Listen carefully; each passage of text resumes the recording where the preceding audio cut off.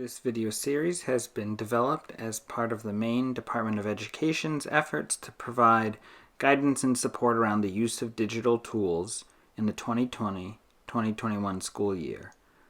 Some of these trainings are tied in with the department's Moose platform training materials, while others are being covered that are specifically not part of the Moose digital tools. The goal is to explore those digital tools that can be used effectively for asynchronous learning with a focus on the elementary level. In this session, we will be looking at the app ThingLink. My name is John Graham, and I'm the Elementary Digital Learning Specialist at the Maine Department of Education, and I'll be your guide as we look through this digital tool today. What is ThingLink?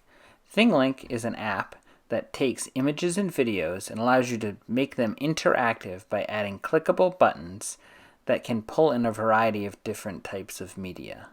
This media may include text entries, images, videos, external websites, audio recordings, or even other ThingLink creations. This also allows for embedding 360 images and videos, and allows for immersive reader functionality. Let's take a look at the ThingLink interface. So you can start by pulling in an image or a video. I'm going to be pulling in an image here that I have of Civil War hero Andrew Tozier that I took in Litchfield, Maine. So you can see that it pulls up the images, and on the left-hand side is where you start adding whatever components that you would like to add. I'm going to use the Add Text Label feature, and I'd like to do this inscription, although I might not have enough room because you're limited the amount of text that you can put in. But you can change the icon, as you can see here. There's a nice variety there to use, some social media ones down at the bottom, some different color options so they can kind of pop on whatever image or video you're overlaying them on.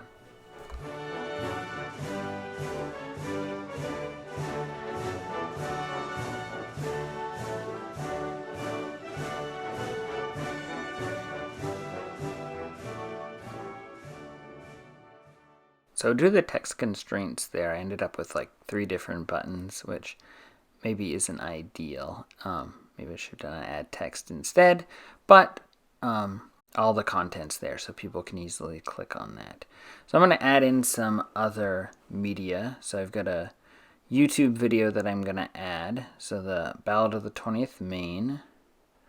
I'm going to paste that YouTube link right there so it'll take people out to YouTube, and then I can actually change that button so it actually explains what it is other than just saying YouTube. I'm going to fix that back to Ghost of Paul Revere. And down here you can see it says images or videos, so you can add either of those if you want to. I'm going to use the actual YouTube icon. That will stand out so people will immediately know what that is. And we can move on to adding our next item. So I actually have a website from Bill Green's Maine. And this is interesting because this one actually didn't work. For whatever reason, I don't know why, it was not letting us upload that URL. So we're going to have to change that to something else. Luckily, the news story is available on YouTube, so I can grab that and I can paste that URL in here. Then you can say same thing as before. It will just say YouTube link, but you can always adjust that. And I'm going to change the title to the story with the Ghost of Andrew Tozier. Whoops, up to the title.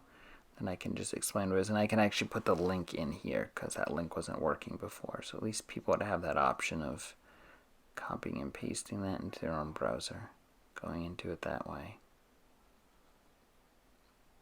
So there's that one. Some other ones. You can kind of see how that looks. Actually, I want to change the icon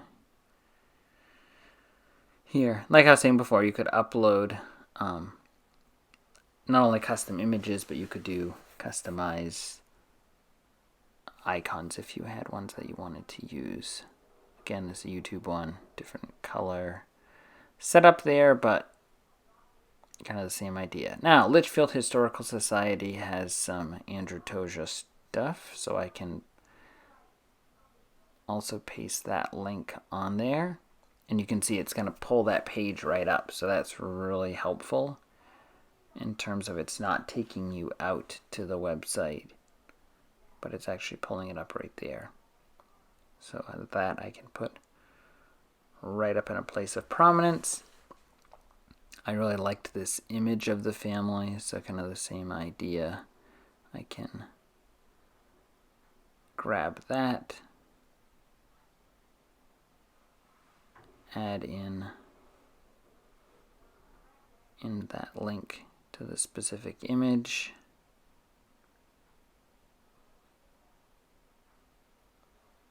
Of the Toja family. And include that link there. We'll tweak the icon because it is an image. And, oops, try that again. There we go. And then we'll slide that over here so somebody could click on it and access that image. I also found this PDF that I can include, so kind of the same idea. This probably is looking very familiar. A lot of copy and paste. This you can read. Again, it's going to pop up that little window you could read right in there.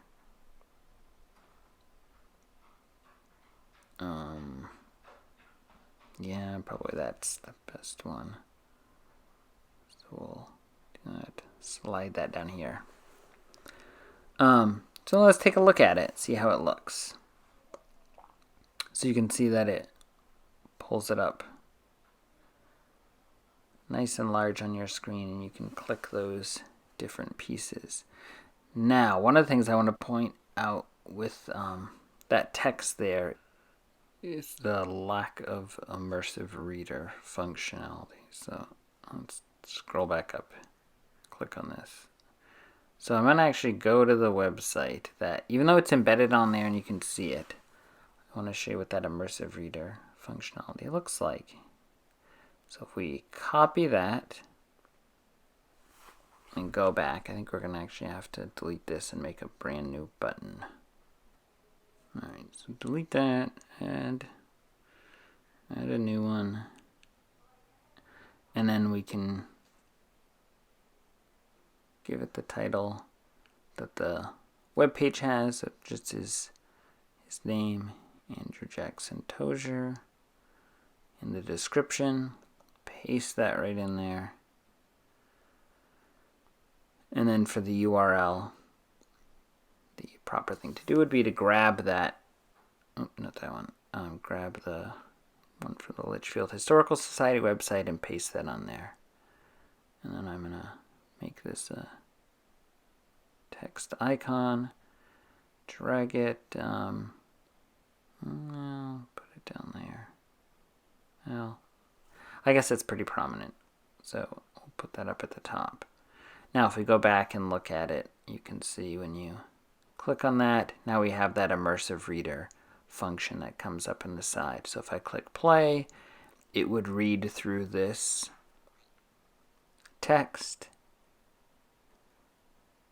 and you've got a variety of different tools over here. If you've never seen immersive reader before, you can change the font, color, contrast, spacing, size. Make it a little bit smaller. You could highlight the verbs if you wanted to. Here they're showing up in red. And then you can click on individual words and it would show you those words, give you audio recordings of those words. But there's also a visual dictionary, so like hospital, if you click on that, it kind of gives a visual cue that can be helpful in addition. It doesn't do that for every single word, just for certain ones. Sometimes that can be helpful. So all of these are just great functions to help with literacy. So this is why I would encourage you, if you're setting up a ThingLink, to be designing it with this functionality in mind, to be leveraging immersive reader and to show it to your students so they know how to use it, because it's a really great tool. Now looking at some of the other features on here, you can see The buttons there for the YouTube will just allow you to go right to that particular YouTube video. Pretty self-explanatory. This one, same idea. And you can see this gives you a pop-up of that PDF that we embedded. And returning to our ThingLink page, I wanted to briefly show you two other features that are really cool that they have. So this is adding in a 360 image. This is not one that I added. This is a sample. So this is the Giant's Causeway in Northern Ireland. So you can see they have the links embedded here. This is a nice example of one. They took that from Wikipedia, but it has the text right there, so you can use Immersive Reader. In the upper right there, it shows you the 360 view and where the hotspots are. So you can see there are 4, so there are 2 there.